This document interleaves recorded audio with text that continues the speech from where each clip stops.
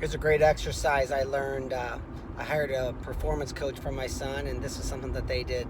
And we now do this with our academy athletes, specifically in our world-class wrestler program, which is very hands-on. And we're trying to get these athletes to coach themselves and quit looking outside of themselves so much. Sure, you always need other people, but we look too much externally.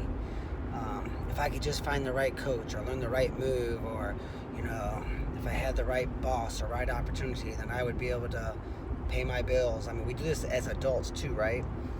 So this exercise,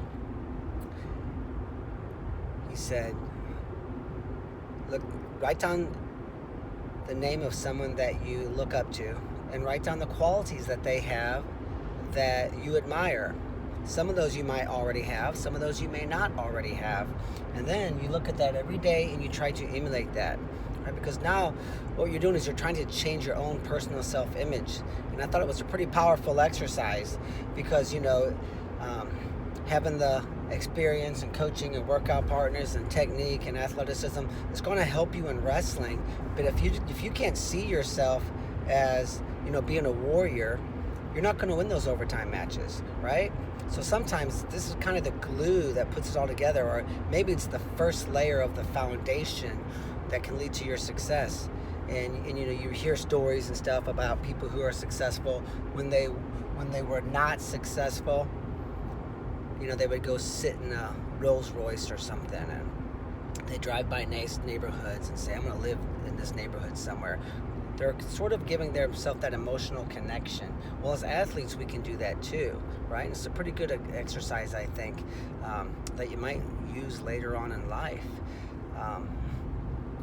Another one would be to write down on a piece of paper, warrior, and then you list a couple of bullet points of, what is a warrior to yourself? This guy said, write down, what is a pro? If you think of a pro, someone who's just a pro that gets it done, write down their qualities. Warrior's pretty good since we're in a combative sport, right? What's a warrior to you?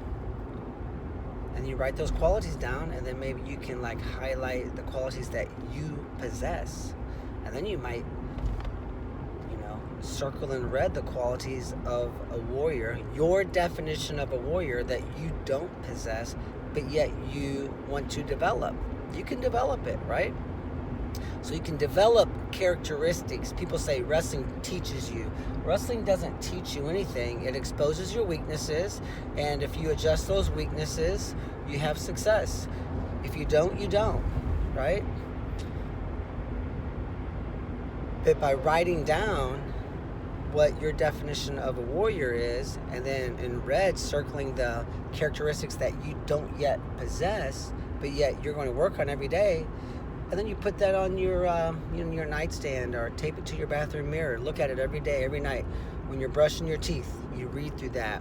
And then, over time, very quickly, when you're in practice and you're doing sprints and then it's getting hard and you feel like maybe you start feeling sorry for yourself, you're going to slowly start to snap out of this, right?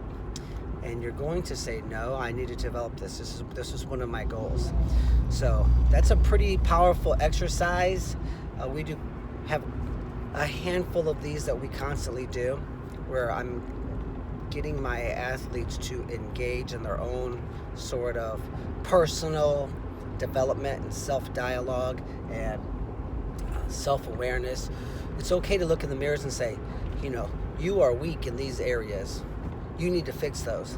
That's pretty powerful, right? It's good also to say, you are awesome in these positions, these areas, and those are good as well. But just having a game plan is key